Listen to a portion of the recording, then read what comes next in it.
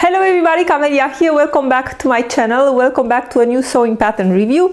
I have a new blouse that I want to talk about today and to share with you a little bit my sizing, my fitting changes that I made, and a little bit the style that I chose and why. And also I would like to talk a little bit about this fabric. So if you are new, please don't forget to subscribe to my channel and give me a thumbs up if you like the video, and I always love to read your comments. So let's get started. Today, in this short video, I hope, I have the Helmi Blouse from Forget Me Not Patterns, made in a Minerva exclusive viscose linen blend. And as you might know, I'm a brand ambassador for Minerva already for quite some time, but also since last year for Forget Me Not Patterns. And that means that I get, for Minerva, I get the fabric for free for review, and in this case for Forget Me Not Patterns, I got the sewing pattern for free. But I can assure you that the opinions are 100% mine, and I'm really honest in my review. And as you might see, I think the fit is really great, so of course I'm just going to talk a little bit about it, regardless if I got the pattern free or not. So very cliche, all of it, I know. But let's talk about the Helmi Blouse. This pattern came in, I really cannot say the name, I think it's Tauco Sewing Magazine. I'm going to put a picture here if you don't understand me. So it came in the sewing pattern magazine, in the sewing magazine as a pattern there, and now it got back to the designer, so the designer brought it as a pattern in the web shop from Forget Me Not Patterns. So I was thinking, I had this beautiful viscose linen from Minerva, and I was looking for a pattern, and when I saw this I thought, well, it's really gorgeous, perfect pattern for a sweet fabric like this one. So because my previous pattern that I made from Forget Me Not Patterns was made for knits, and it was also, you know, the Kiersey cardigan was also worn open, I wasn't really sure about the fit of my fit for these patterns in a woven pattern. So with that in mind, I decided, of course, to make a toile. But first of all, the sizing, or let's talk a little bit about the design elements in the blouse. The blouse is coming with two options for the neckline. Actually, there are quite three, because you can take details away or put details. So I made, and I'm going to come a little bit closer, I made the one with a stand collar, and in this option they have also a ruffle like this one here around the neckline, and with, sorry about that, the microphone, and with some ties, and there is here also a slit. And for the slit there are also two options. So you have the possibility to make a quite straight slit or like a teardrop, and I chose this one. You get pattern pieces, of course, for the little facing of the slit, and also a template for the rounder one. So the straight one and the teardrop slit, and also, of course, you have the ruffles on the shoulders, but of course you can make it also without the ruffles. And for the sleeves there are two options. This is the long one, and I'll tell you in a minute my adjustment, because I made it a little bit shorter. And also there is a 3/4 sleeve, and I was thinking maybe with a little bit of adaptation of the armhole you could also make it sleeveless and then put only the little flowers and then bind the rest of the armhole. That's what I got in my mind when I put first the ruffles before I put the sleeves in. But anyway, the front is pretty plain. It has only bastards here for a nice fit, and the back has, where is the back? The back has also on the pattern, it comes with I don't think you can see something because of the sun. Oh yeah, the back has also some fisheye darts that you can really make it nice and tailored here in the back, but I left those unsewn, so mine is a little bit flowy. I think depending on the fabric you could really sew those ones to give you more definition in the back. So these are the design elements of the blouse. Obviously I opted for the stand collar without the, there is another option for the for the color. So you have this one is the one that I used, and it's really nice because you get the outside color and the inside one with the inside is a little bit smaller, you know, to accommodate the turn of the cloth, that the seam is rolling nicely to the inside. And the other option for the color, which I forgot, is this one is a Peter Pan color that you get really nicely. But you know, I was thinking that because my fabric is pretty busy and is already very sweet, if I was to put also the Peter Pan color, it was a little bit too much for me. So also for this one you get an upper color and an under color, which is really nice because also here you do when you are turning the color inside out, the seam is going to go really nicely to the inside, so half of the work is done. So that's really nice. The sleeves are getting finished with a little this band is not cut, the binding is not cut on the bias, but could be, but they are gathered, and then with a piece of fabric they are bounded, and they're really nice.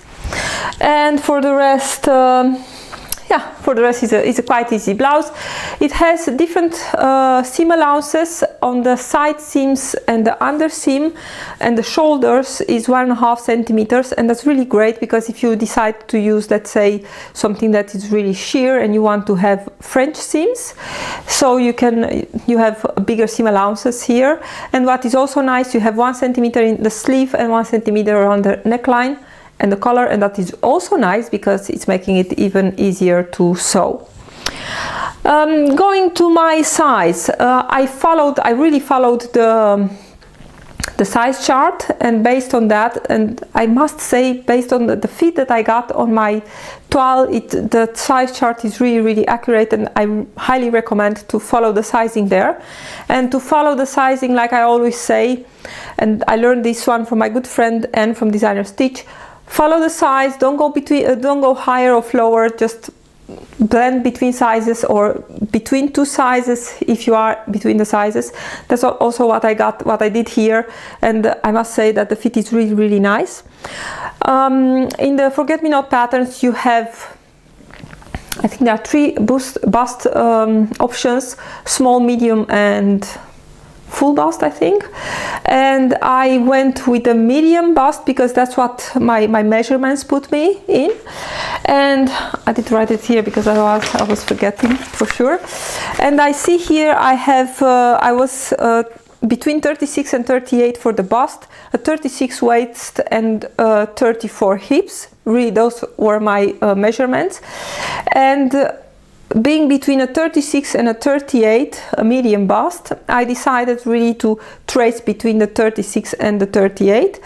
And then I followed, because I know that here I'm always a little bit smaller, I followed the 36 for the neckline and the shoulder, and actually for the here between the sizes, and I went with 36 all the way down also for the hips. I could have gone a little bit, you know, to 34, it would have been like a centimeter tighter, but I think having the fabric so soft, I think it's okay.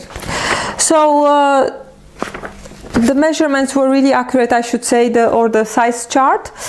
Then I made my toile, and this is polyester fabric, is quite plastic stuff. It was really clingy and sticking to my skin, but it was good enough to make the toile. Based on this, I decided that I need, and these are quite my usual adjustments in sewing. Most of the time I need to do that. I raised the point of the dart by 1 centimeter, I think. I also, by ½ centimeter only. I also took 1.5 centimeter away from the shoulder as a narrow shoulder adjustment, and I think if you are intending the ruffles, it should be, the shoulder line should really be, I think, on the shoulder point. Otherwise you'll get, you know, like the ruffle is going to hang like this, and because it's not really a drop shoulder, it's going to look just odd. So I think in this case must be really on the shoulder point. So took 1.5 centimeter from here, And I noted here my changes and the sleeves. So this is the sleeve without the binding here at the bottom, and because this was actually the length what I have here, I knew that I had to take a little bit away, so I took only 1 centimeter away from the sleeve. This was just a little bit too long. I really don't like to have the sleeves till here, so I took 1 centimeter away from the sleeve, and I'm really happy with my changes. I think the fit is really nice. The back is also fitting nice. The back in this one, it was kind of dipping to the front, so I think now it's just perfect. The instructions are really clear and very easy to follow also. About the fabric, this is, as I said, the viscose linen from Minerva, and this is a great fabric. I think also for a dress would be really gorgeous.